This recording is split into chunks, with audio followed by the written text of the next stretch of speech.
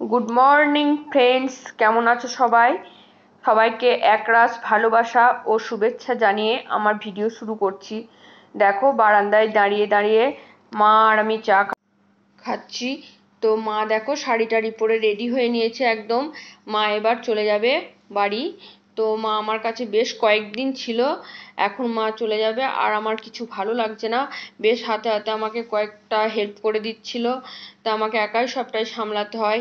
বন্ধুরা, খুব ছোটবেলার কথা বলছি, আমরা সবাই বাবার থেকে মাকে বেশি ভয় করতাম, কিন্তু এখন মায়ের মতো আপন বা বন্ধু কেউ নেই।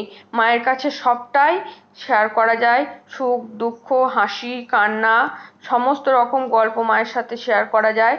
তো আজ আমার মোটেই ভালো লাগে বেশ কয়েকদিন একসাথে বসে টিফিন খাওয়া, গল্প করা, চা খাওয়া, সব এই দিনগুলো মিস করব।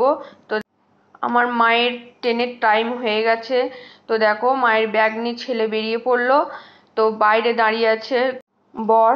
বরই আজকে মাকে বাড়িতে পৌঁছে দিয়ে আসবে, আজকেই ফিরে চলে আসবে। তো আমার তো খুব কষ্ট হচ্ছে, এত কষ্ট হচ্ছে কাউকে দেখাবার নয়। যদি একটু কাঁদতে পারতাম তাহলে হয়তো এই কষ্টটা একটু কমতো। তো কাঁদা তো যাবে না, সবাই হাসাহাসি করবে।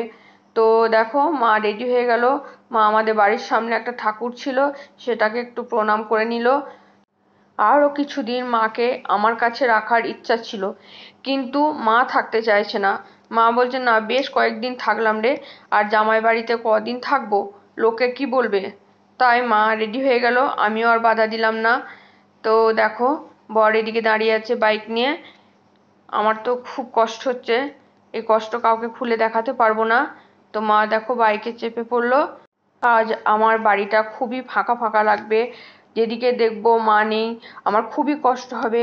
দেখো, ছেলে ঠিকঠাক ভাবে মায়ের কোলেতে ব্যাগটা ধরিয়ে দিচ্ছে। 1.5 ঘন্টার মধ্যেই মা বাড়ি পৌঁছে যাবে। তো আমার খুবই কান্না পাচ্ছিল, কি করব, নিজেকে কন্ট্রোল করলাম, দিয়ে বাড়ির দিকে প্রবেশ করলাম। বন্ধুরা, আমার ভিডিওটা কেমন লাগলো তোমাদের অবশ্যই কমেন্ট করে জানাবে। টাটা।